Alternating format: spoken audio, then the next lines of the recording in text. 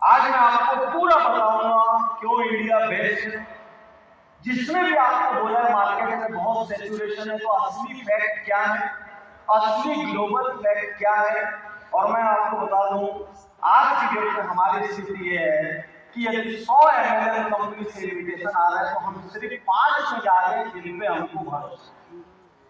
95 को मना कर देते कि नहीं आए।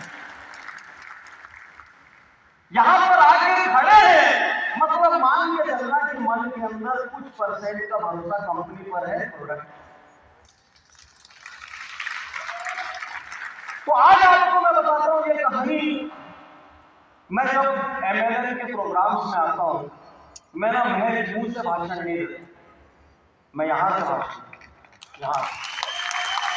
उसका कारण ये है कि जब एक बड़ा कॉर्पोरेट हमको बुलाता है लाखों करोड़, बहुत ध्यान से सुनना मेरी बात, जब बड़ा कॉर्पोरेट हमको बुलाता है लाखों करोड़ का, हम उसके समंदर में एक छोटी सी बूंद और जोड़ के आए।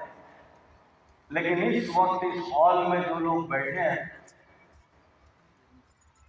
वो अपने भाग्य को बदलने निकले हैं। आप सामान्य लोग नहीं हो। आपको जो परिस्थिति मिली, आप गांव में पैदा हुए, गरीबी में पैदा हुए, एजुकेशन नहीं ले पाए, व्यापार में बहुत सारी गलतियां हो गई, जॉब अच्छा नहीं मिल पाया, कोई भी कारण हो 90% लोगों का, आप वो लोग हो जिसने भाग्य का लिखा मानने से इनकार कर दिया और आप निकल पड़े हो कि हम अपनी किस्मत खुद लिखेंगे और इसके लिए चाहे जो सहना पड़े सहे।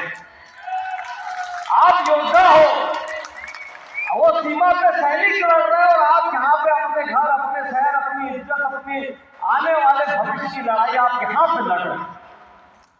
और मैं ये भी जानता हूँ इस लड़ाई में बहुत बार अपमानित भी होती है, राइट की रॉन्ग। यस।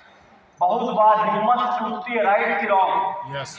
बहुत बार मन में सवाल उठता है क्या कर रहे हैं यहाँ, राइट की रॉन्ग। यस। उसके बावजूद भी जो लड़ रहा है वो एक दिन हासिल करता है। मैं आपको बता रहा हूँ, जब मैंने ये जोड़ो जोड़ो जीतो लिखी, कितना सच कितना झूठ लिखी, मैं एक छोटी सी कहानी सुनाता हूँ, फिर तथ्यों पर आता हूँ। पहले मैं कंफर्म कर दूं मेरे को बोलने के लिए कितना वक्त है, फुर्सत है ना, क्योंकि मैं थोड़ा एक्स्ट्रा जाता हूँ, डिलीवर मोर देन प्रॉमिस। तो मैं एक छोटी सी आपको सच्ची कहानी सुनाता हूँ।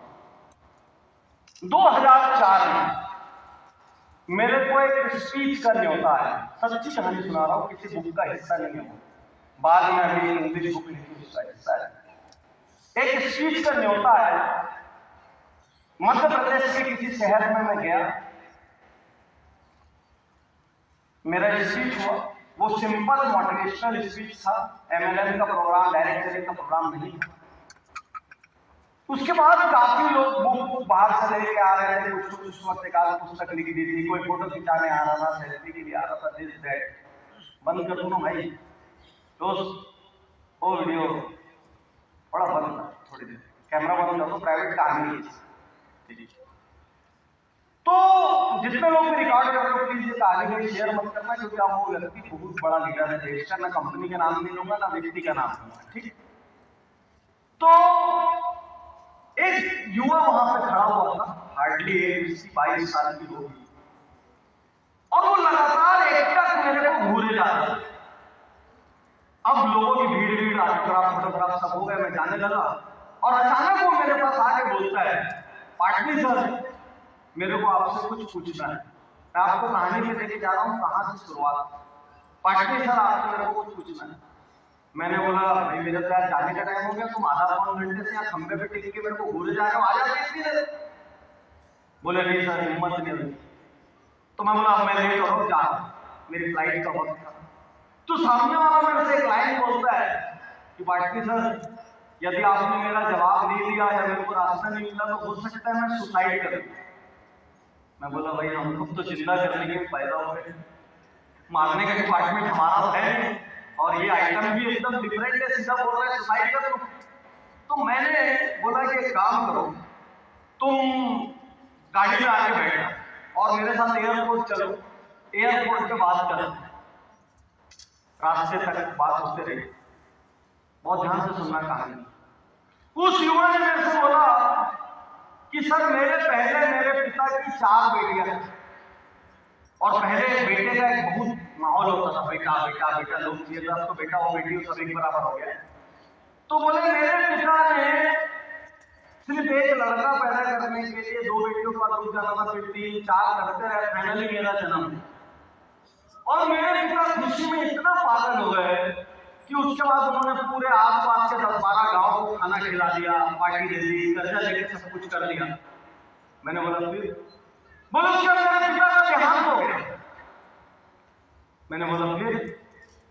बोले सर मेरे पिता की सब्जी की दुकान थी, सब्जी का बड़ा सा ठेला था, दुकान मोटप थी।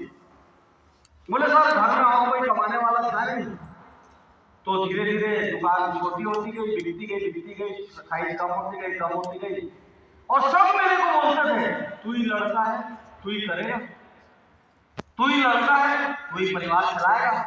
अब मैं तो स्कूल भी नहीं जा पाया। मैं बोला फिर? बोले सर किसी ने मेरे को बोला कि डायरेक्शन में आ जाओ, यहाँ पर एजुकेशन की भी जरूरत नहीं है, बहुत पैसे की भी जरूरत नहीं है, कुछ ना कुछ कर लोगे, मेहनत करोगे। बोले मैं आ गया। अब चुनौती क्या थी? मैं जिसके पास भी जाता था और बोलता था इससे इतनी कमाई हो जाएगी, इससे भला हो जाएगा, ये हो जाएगा, तो सामने वाला बोलता था तू ही कर ले पहले। कितने लोगों ने ऐसा सुना है जिनको किसी ने बोला तुम ले लो अपनी गाड़ी पहले, तुम ले लो